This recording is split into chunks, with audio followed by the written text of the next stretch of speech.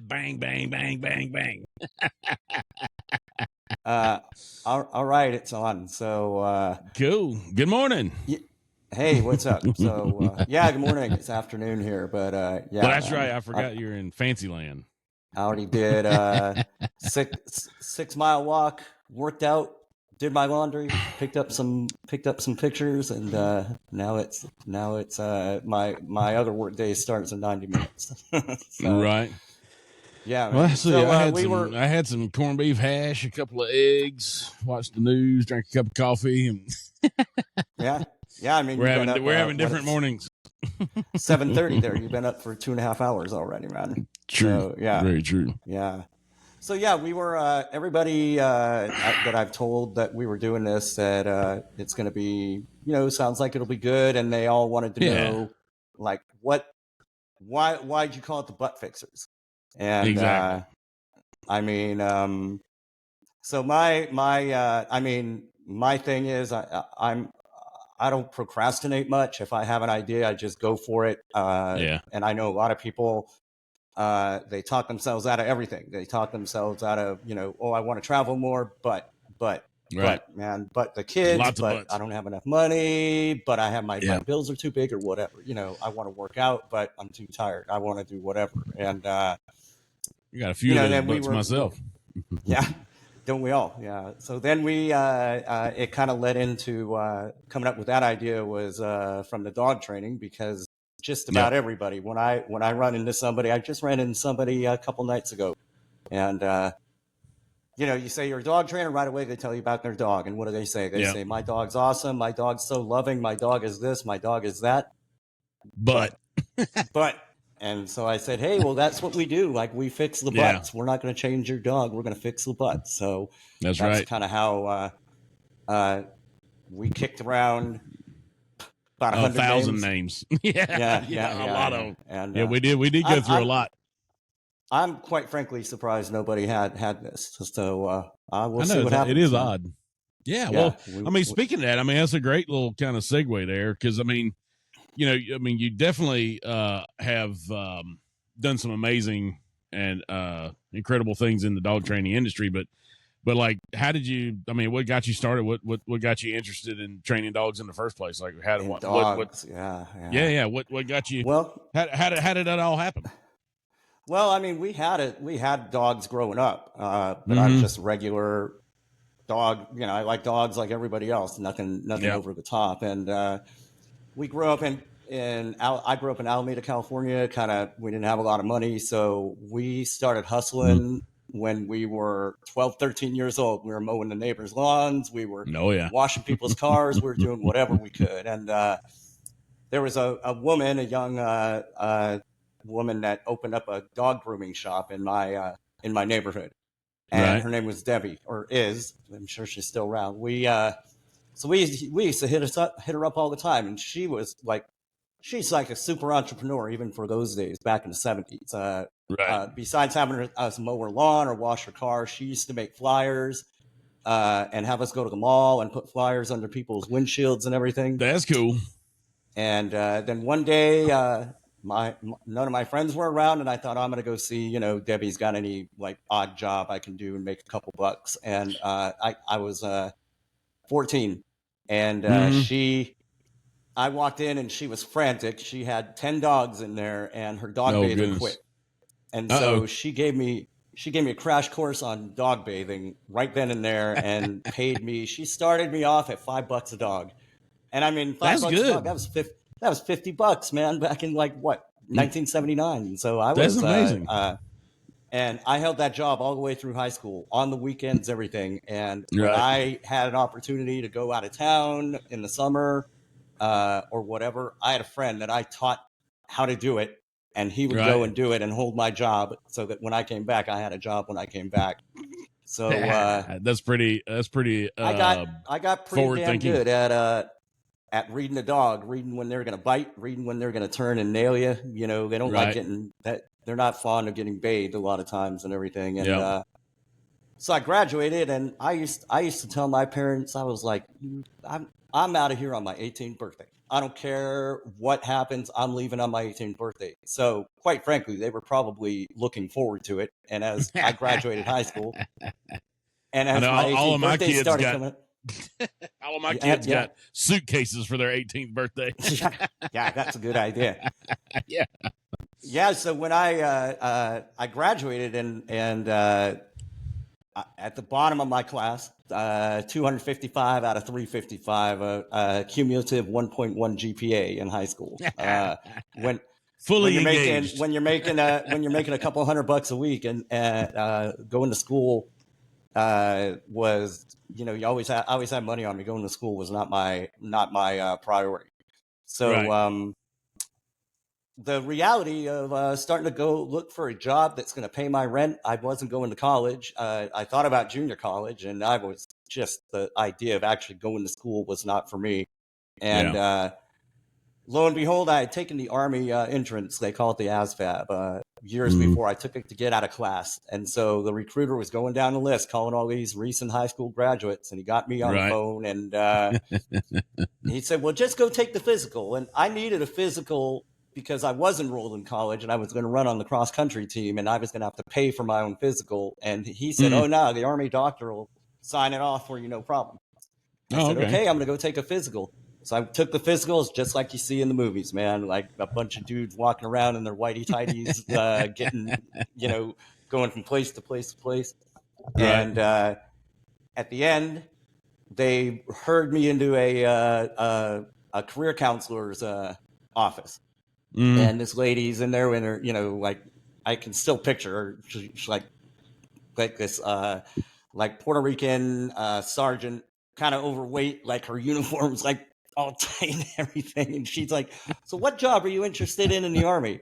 And I was like, job? I didn't even know there was a job in the Army. I thought they just gave you a uniform and a gun and you're in the Army now. And so I said, what do you mean? Yeah, she's like, oh, you can be. She's like, you can be a clerk, you can be a cook, you can be a medic, you can do this. And I was like, wow. Like, she goes, well, I got to know something because I got to type something in this computer to see, like, whatever. Right. And I looked on the wall and there was a military policeman on the wall with a dog. And I said, oh, I want to be a military policeman. And in my mind, I want to be like a dog handler. So she goes, oh, you can leave on Thursday. Well, it just turned out that Thursday was my 18th birthday. And I was I'll take it. So when I woke up that morning, I was just going to be in a physical. I had no idea I was going to be in the military.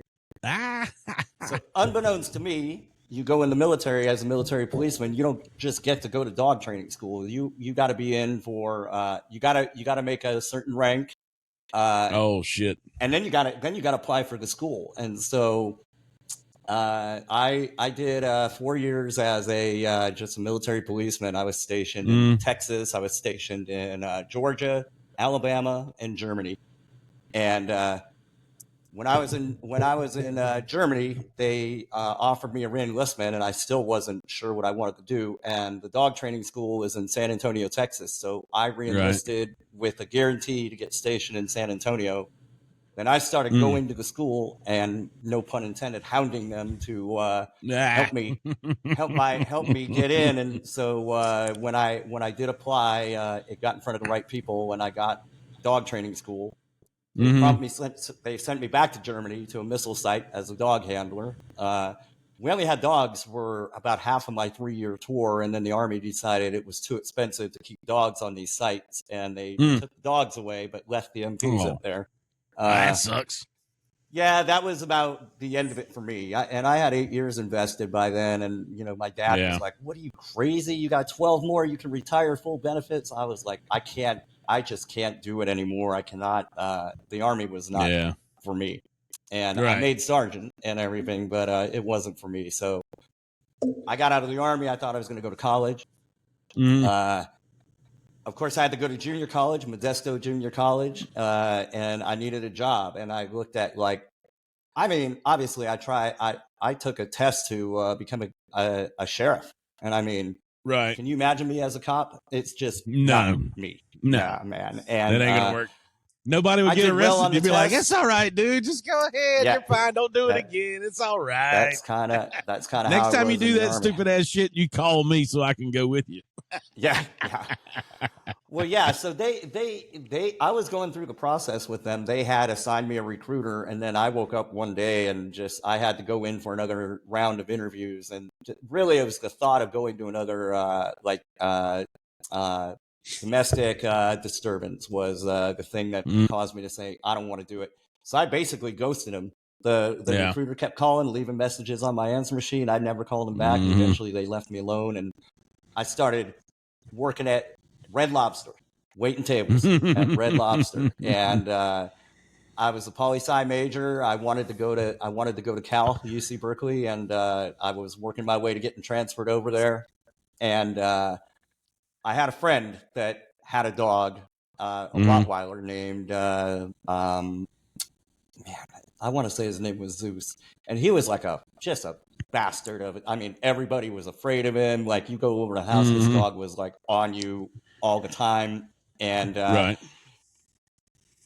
So I helped him out with that dog. The dog had like been red flagged at the vet, and I showed the guy what to do with the dog, how to have a discussion with him and teach him, acting like a jerk off is not happening. I kind of fixed the butts with that dog. Exactly. Just basically doing the stuff I learned in the Army. Yeah. So the guy took the dog to the vet. The vet was like, what the hell happened to Zeus, man? Like, he was, he's awesome. And my friend said, oh yeah, my buddy was an Army dog trainer and he helped me out with the dog. And the vet was like, give me that guy's number. Yeah. So I was coming home from school or coming home from work, and every now and then I'd have a message on my answering machine from somebody saying, hey, my vet gave me your number. I need help with my dog, blah, blah, blah. And I had first of all, I really had no idea that there was such a thing. I never met a dog trainer. It never occurred to me when I was bathing dogs that there were dog trainers out there. And but I had heard about a guy that he calls himself Captain Haggerty. He's in Los Angeles, and I was up in San Francisco. And he had a dog training company in Los Angeles. I kind of heard about him through Grapevine or something. So I went to the library. This is before the internet, man. I went to the library 1990. This is about 93 by now. Got the Los Angeles phone book, called this guy up. I found his number. I called him up, got his answering machine. Captain Haggerty's answering machine used to sound like this. He'd say, it would pick up, this is his business. It would pick up, he'd say, if you are a telephone salesperson, hang up now. And then there's a big silence, and then he'd be like, hello, this is Captain Haggerty, School for Dogs. So I was like, hey, I left him a message. He called me back. I called him back. Finally, I mean, back then you don't call a cell phone, man. I had to set an appointment to call him. Sure. And so I get him on the phone. He's from New York. He's like, Captain Haggerty, I don't know how much he weighed, but he played Mr. Clean on TV commercials. Totally bald, big old dude. Right. The way you knew what Captain Haggerty had for breakfast is when you met him for lunch, half his breakfast was on his fucking shirt. Hang out with him. So snack he's for like, I'm like, people are calling me on the phone. I got that, blah, blah, blah, blah, right? And I go, I was an Army dog trainer. And right there he goes, let me stop you right there. I go, what? He goes, what was your dog's tattoo number? And I told him, and because they tattoo your dog in the ear for that's how you identify it for the vet, for everything. When you take your dog to the vet, they check the tattoo number. Right. So he goes, I asked that. He says, I got every swinging dick motherfucker in the world calling me, and the first thing they say is, I was an Army dog trainer, and if you can't rattle off your dog's tattoo number in 2 seconds, I know you're full of shit. Right. I'm like, all right. Yeah. So I said, then I go through my, what do I do about this? And he goes, look, man. He goes, I'm not gonna if you're serious, man. Next time you're in LA, give me a call, and I will. I'll meet you for lunch. I'll answer all your questions, man. He goes, you got to buy me lunch. So I got in the car the next day and went to LA. It's like a 6-hour drive. Got a hold of him. He met me at a Thai restaurant. We sat there for 3 hours, and he gave me the rundown of you gotta everything I still do to this day, as far as you can't charge you can't charge like $10 a lesson. Like if your information has no value and you rely on people to follow through, you better have that info you give them better have value, or it's no skin off of their back if they don't do what you tell them to do. Right. Right. I said, what do you do if they ask for a guarantee? Matt, now I can picture him now, that big old dude, bald headed, sitting in the Thai restaurant. He says, you know what I do when people ask me for a guarantee?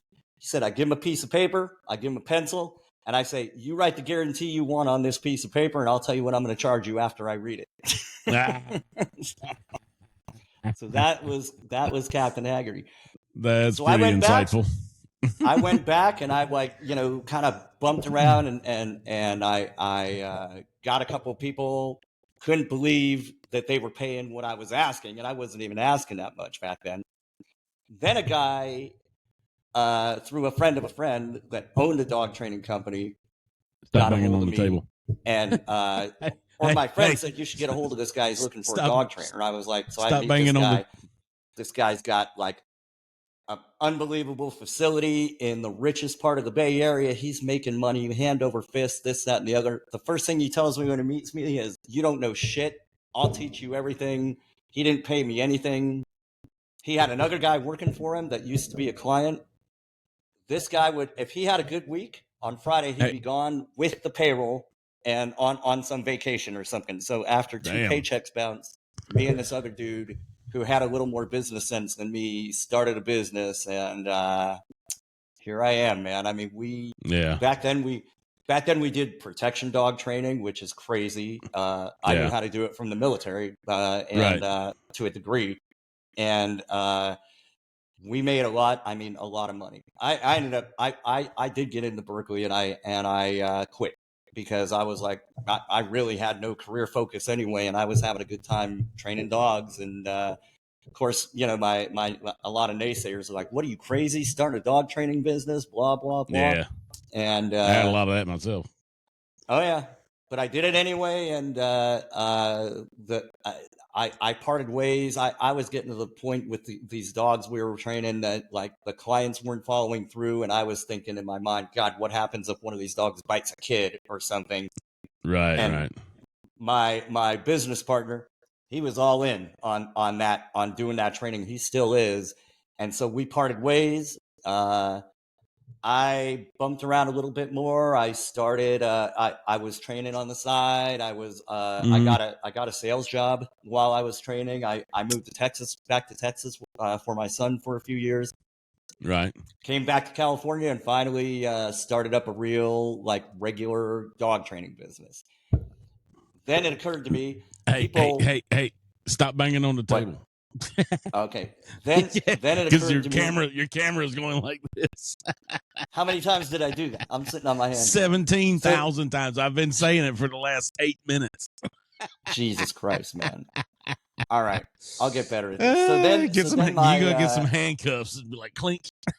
I know. God dang. So people started. It occurred to me when I joined a dog trainers organization, and I knew that I was training a lot of dogs that other trainers trained, and but I had no idea really what they were doing, and I didn't care. And then I got involved in the dog trainers organization and began to realize that I was doing something different than what everybody else was doing, and that kind of morphed into, I wonder if I could teach other people to do it.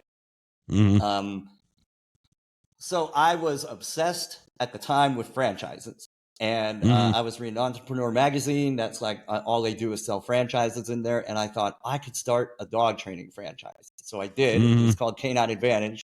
And I haven't got into Entrepreneur magazine, not a huge thing, but I got a blurb in Entrepreneur magazine and everything. Right. I did have people that signed up and bought franchises from me, and it was an absolute disaster. I had no idea what I was doing. So I had a client who was a franchise owner. He owned some big national franchises, and I asked him, I said, what am I doing wrong? And he goes, well, he told me, you're undercapitalized, you're not organized, you're this, you're that, blah, blah, blah. And long story short is I basically abandoned the idea of the franchise. Some of those trainers that bought franchises from me still own their own businesses, and they're still successful at it. Right. And I went back just to kind of being a dog trainer. And 9/11 happened, and right after 9/11, this same guy got a hold of me and asked me if I knew how to train sniffer dogs, like specifically for explosives. Right. And I said, yeah, I mean, I know how to do it. So he goes, yeah, let's meet for lunch. And he had an idea that can we buy, train, and sell or rent dogs to security companies? Because you remember after 9/11, it was like a big, like getting into a stadium took all day and everything, So he's, got a calculator out and he's doing all these numbers and everything. And I'm like blown away at the numbers that are coming out. Okay, we can do this, we can do that. Can we go to the Philippines and train the dogs in the Philippines and bring them over trained and this, that, and the other. And then finally he goes, like, it all came down to what's the lifespan or the working span of these dogs. And he said, you know what? I'm not interested. He didn't see it as a sustainable thing. He said he thought it would grow and then plateau and even out. And he had no interest in something that was going to even out. And so off he went. Another a few months go by and he gets a hold of me again and he goes, hey man, like, you can train other people to be dog trainers? Yes. How long does it take you to train them? Do you have a manual? I was like, yeah, I had a manual I wrote for the franchise, this, that, the other. And he came back at me and wanted to start a business doing dog behavior, like dog training with the trainers, right. All as our employees. And so we started a company called Positive Solutions in Northern California and ended up with 30 trainers, 15 in NorCal, 15 in Southern California. I was my life sucked. I was on a plane every single week and I spent 3 or 4 days a week in LA and then 3 or 4 days a week back in Northern California. And we were recruiting, training, everything. There's still no real internet going on back then. I mean, the internet was out there, but it took a while to people still relied on Yellow Pages back then. And so if you go into a new market, it's possible the Yellow Pages don't come out for 8 months. So how are you going to get business? Exactly. So these people had to hustle it up at the vets and everything else. They got paid literally California minimum wage, a salary equal to 40 hours of minimum wage. And then we paid them a bonus for every dog they've trained. And it was let's just say it was less than satisfactory. And in the end, this guy was funding it. And in the end, and I mean, he was like super entrepreneur. I mean, he had all kinds of business opportunities and everything. And he got involved. He got approached to become a CEO of a tech company that now the tech is right there with you can scan a bar when a TV commercial comes on, you could point your phone at it and pop up the order page for what's on the TV. But back then you couldn't really do that. And he got involved with a company that was at kind of the leading edge of that technology. And he gave me 1 week to buy him out for $500,000. 1 week. I had a couple of people that were considering investing in buying me out. And, but the trainers were all unhappy. So I had a meeting with the trainers in Southern California. I had a meeting with the trainers in Northern California. I said, if you guys want to do this, I can keep it going, I think. I said, or you can go off and start your own business. And this guy really, I was an employee in my own company. This guy had to pay basically all the trainers got fired. And he had to pay off all these contracts in Southern California that these people had open because they got fired. They're not going to train these dogs, right? Yeah, no kidding. That's kind of in Northern California. He started calling me and asking me if I would train out these clients, and I said, yeah, I'll train out the clients. For I think I was charging $75 a session, and I had no website, no nothing, and I had been kicking around this idea of starting a school for dog trainers, and I had wanted to move to Hawaii. And I thought I could move to Hawaii, do the school in Hawaii. It would be like a destination, blah, blah, blah. And, but people started calling me, the vets started referring me because I was helping all these clients from all these trainers. And, I thought, well, I'll do this for a year. Then I'm going to move to Hawaii. And that turned into 7 more years of me just running around training dogs. And I mean, it's like, when I do it, I can't believe I get paid to do it. The people are happy, the dogs are happy, you're making a difference in everybody's lives. I finally, my daughter was born. We decided to move to Delaware. I had to it was basically cutting off the gravy train cold turkey and going to Delaware. And it was that got me to start Canine Trade Group, which started out as a vocational school for dog trainers. And what was happening there is I would not accept people as students unless they were, I thought they were going to be successful. And so probably 1 in 3 that got a hold of me, or 1 in 5 would actually come and be a student. And then the ones that became students, 2/3 of them were not successful because they didn't know how to run their business, or they had no interest in running their business. So that was how Canine Trade Group morphed from like a training and a consulting business to what it is today. And today we're in 30 markets. Some are great, some are emerging, some are back and forth. But I've got trainers that have been with me since day one, 13 years. They've been working with Canine Trade Group. The ones that have been with me for a long time, their biggest fear is that I'm going to quit and do something else. And because they love what they're doing, and they love the arrangement. The model is set up so that the money that the revenue split that they give me is basically equal to if they had to hire somebody to do all the things that we're doing for them, all the marketing, all the calendar, all the sales, all the other stuff, all the things that people that own businesses dislike doing.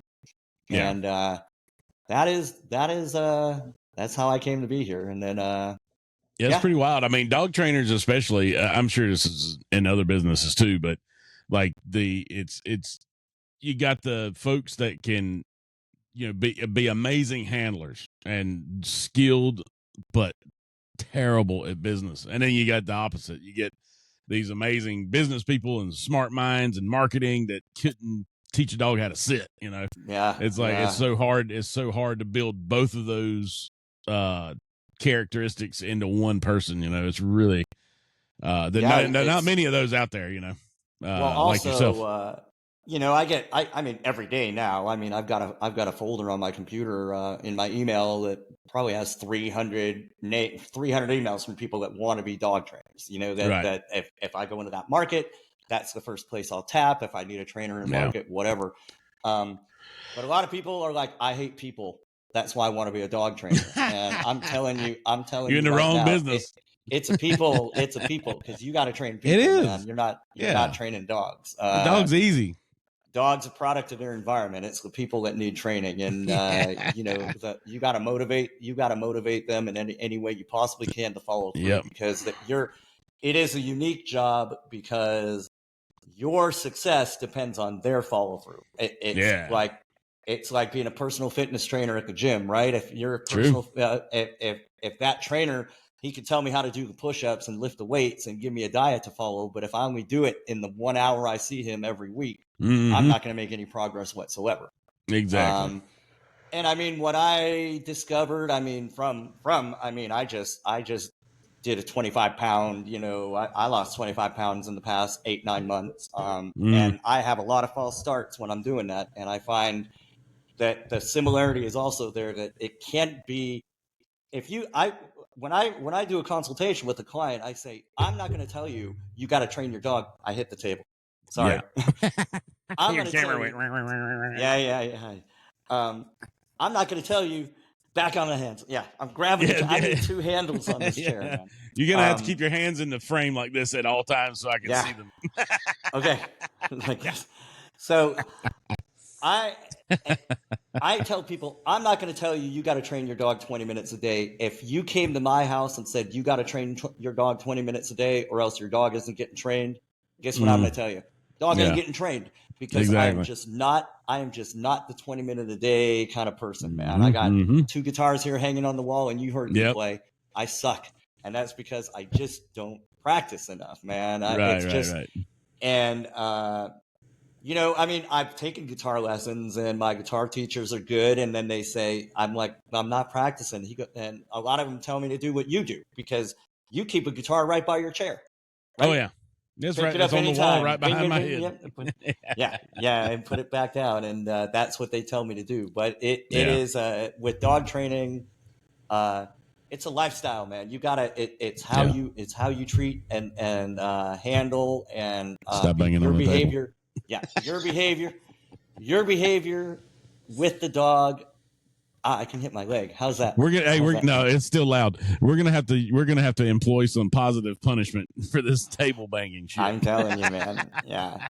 A negative reinforcement. I'm gonna take away your cold beer. You're gonna wait until you stop banging on the table, and you'll get it back.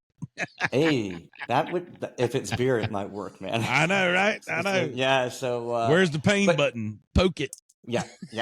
But yeah, it's got to be the way what you're doing 23-40, not the 20 minutes you're doing your quote unquote training. It's what are you doing the other 23-40, and a consistent, handling the dog consistently and everything else. And that's why it's so great when you start with a puppy who hasn't even learned any bad habits. And people, I always think about when I get my hair cut. And it's a new barber, and right away they're like, "Oh, so you're not working today?" I'm like, "Oh shit!" Now they're going to ask, "What do you do for a living?" I don't really want to tell them, because they're going to tell me all great, but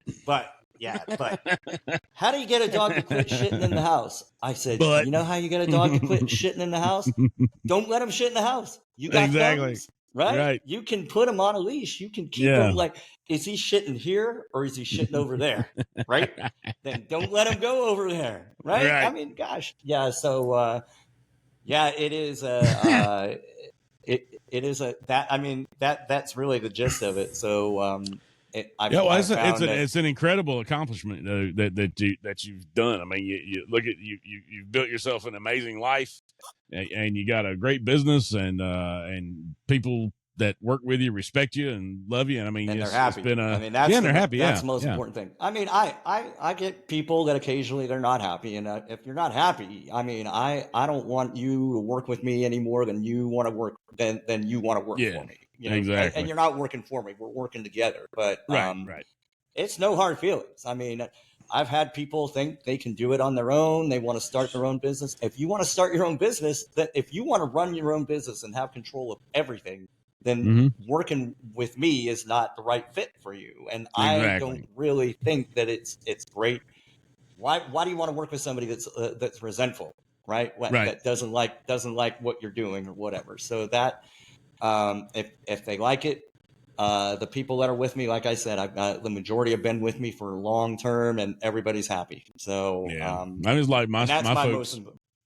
Oh, go ahead. We just did a big staff meeting the other day, and when my trainers see all the stuff that I have to do to fill up that schedule for them, they're just like, you can go do that, and we'll just wait for the phone to ring that we have a job that day. You know what I mean? It's like, it's a lot. And a lot of people don't want to put the. It's already hard enough to just be skilled in whatever your profession is, and especially with dogs. I mean, you're dealing with people, you're dealing with dogs. There's a lot of moving parts, and then you got the people, your employees and your trainers and stuff. I mean, it's so difficult to manage, but it takes a great team too, and you've done that. I think you've done a great job with that too. You've got great support in your office. You got longevity. You got understanding of roles, and that's it's also worked for me. I could never do what I've done without the people that I have around me. No, of course not. Yeah. I mean, they run the business. I am where I am, and I pay attention 24 hours a day. If I'm awake, I'm paying attention to that business. Yeah. And you know what? That's no different than dog training, and no different than getting on a fitness plan. It's a lifestyle, man. To be an entrepreneur, you got to be like on top of it. If you think being an entrepreneur is a 9-to-5 punch in and punch out job. There's no way. I worked more hours a day doing this than I did pumping concrete or any other stupid ass job that I had in the past. You know, I mean, I think about it. That's why I'm up at 4 o'clock every morning. I dream up shit all fucking night. And I get up and I implement it. You wake up and you try. Yeah, I mean, we talked about. I mean, how many things have we tried? I mean, how many? All of them. I mean, that's the thing. There's not a lot of there's a lot of buts, but I mean, that's why we're sitting here. Is most of those buts, I'm like, but I'm going to do it anyway and see what happens. I mean, failure, what's the risk reward?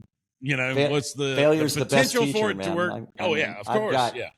I've got 100 failed startup projects hanging all over the place. I wish I had a visual of that, like just like a box of shit. Well, that didn't work. That didn't work. But I tried.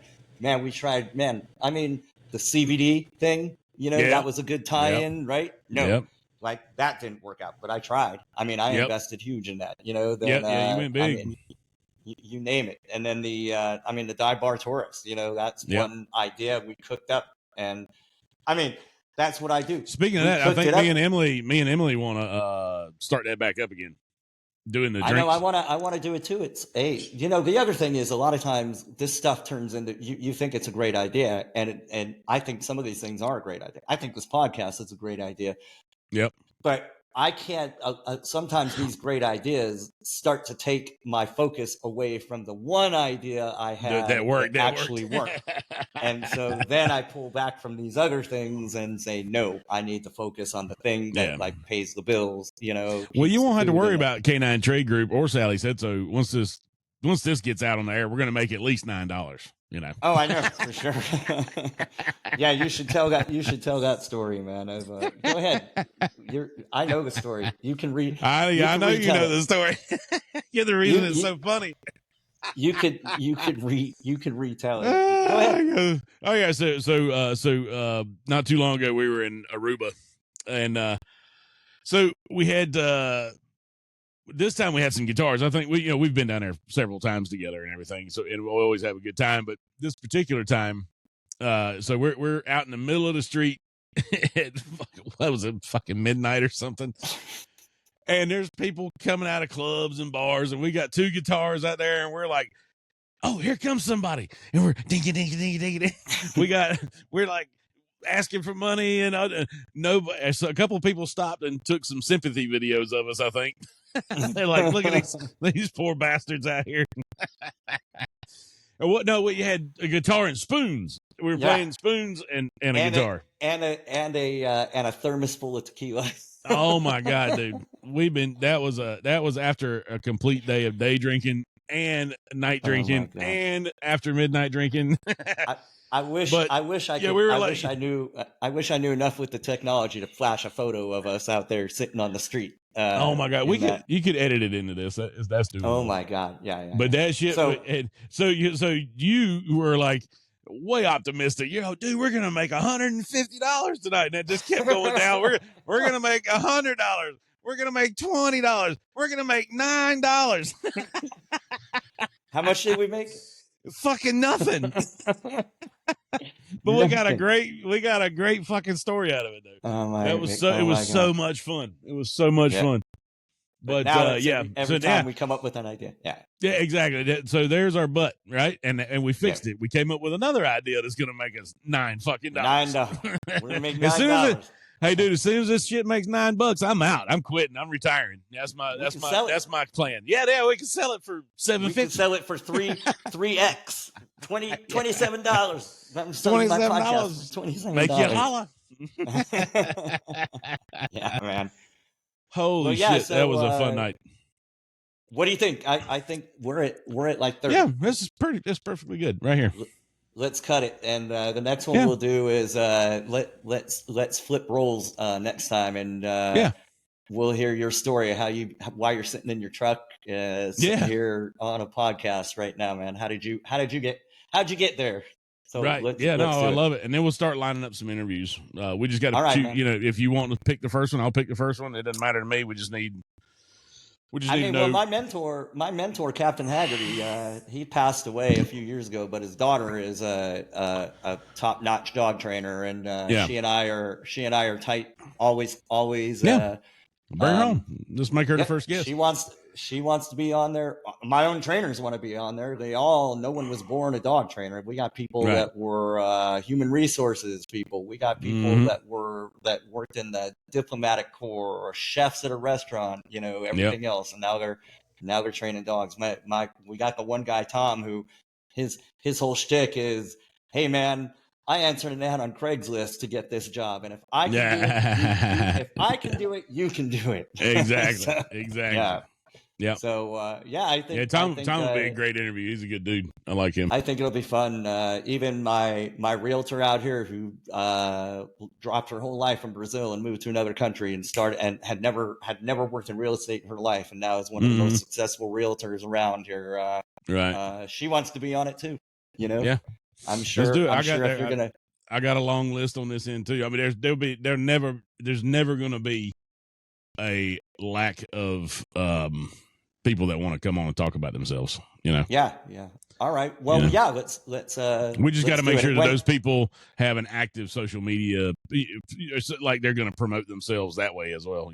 Oh yeah. We really need those entrepreneur brains and can get through the technology of this shit, man. How many times have we? I mean, how long have we been trying to start this thing? We can't get our heads wrapped around 72 years. We're going to be 90 by the time we make $9. Our brain power together is about equal to like my 13-year-old who could probably come in here, turn this thing on, and run the whole. She could engineer the whole thing for us. Yeah, she can edit it while it's going. Yeah.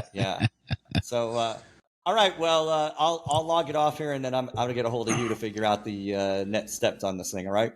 Okay. Talk to you. Yeah. Bye. All right, man. Later.